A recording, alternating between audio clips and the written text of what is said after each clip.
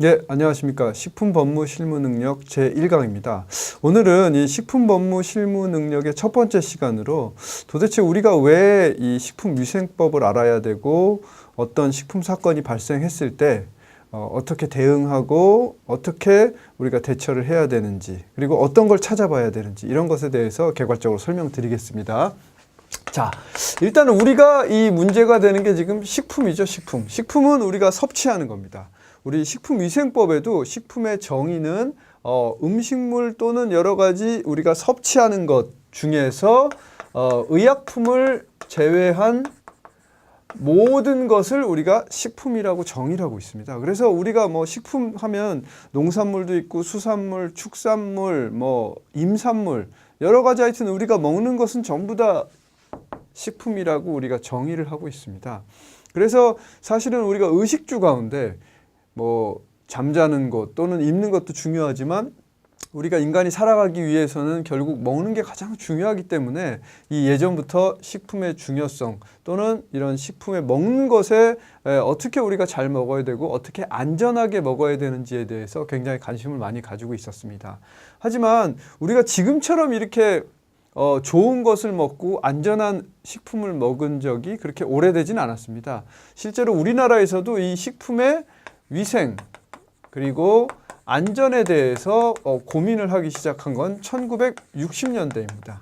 1960년대 이전에는 사실은 거의 식품 안전이나 위생이 중요한 게 아닙니다. 왜냐하면 얼마만큼 많이 먹을 수 있는가가 중요하지 이 위생이나 안전이 중요하지 않았거든요.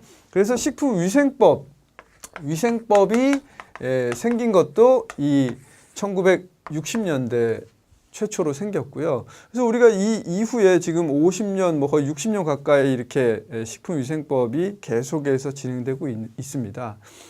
최근에 우리 뭐 불량식품이다, 여러 가지 GMO다, 이런 문제들이 많이 발생하고 있습니다. 그래서 여러분들이 실제로 우리 이 식품법무실무능력 강의를 듣는 사람들이 학생일 수도 있고요.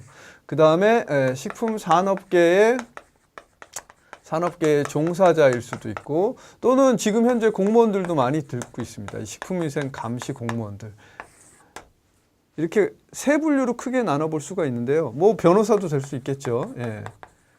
이렇게 분류가 돼 있는데 사실은 이 학생들은 학교, 산업계 종사자는 뭐 실무 또는 뭐 회사, 우리 공무원은 단속 현장, 뭐 변호사는 우리 법원, 법원이나 뭐 수사 과정, 이런 곳에서 전부 다 이 식품위생법에 대해서 어떻게 대처를 해야 되는지를 좀 배워야 되는데, 실제로 저도 식품을 전공했지만 우리가 식품에 대해서는 아무런 그 과목도 제대로 없고 교재도 없고 이런 상황이었습니다. 그래서 제가 이 그 지방자치단체랑 식약처에 있는 공무원들 한 1000명 이상을 지금 한 5년 가까이 가르치다 보니까 야, 이래서는 안 되겠다. 식품에 대한 어떤 그 정확한 법령을 이해하고 제대로 식품을 알고 불량식품을 만들지 않고 단속하는 데 꼭 필요한 게 무엇인가 생각해 보니까 이 위생법을 제대로 알 수 있는 기회를 좀 제공해야겠다고 해서 바로 여기 있는 식품법무실무능력이라는 자격증이 나오게 된 것입니다.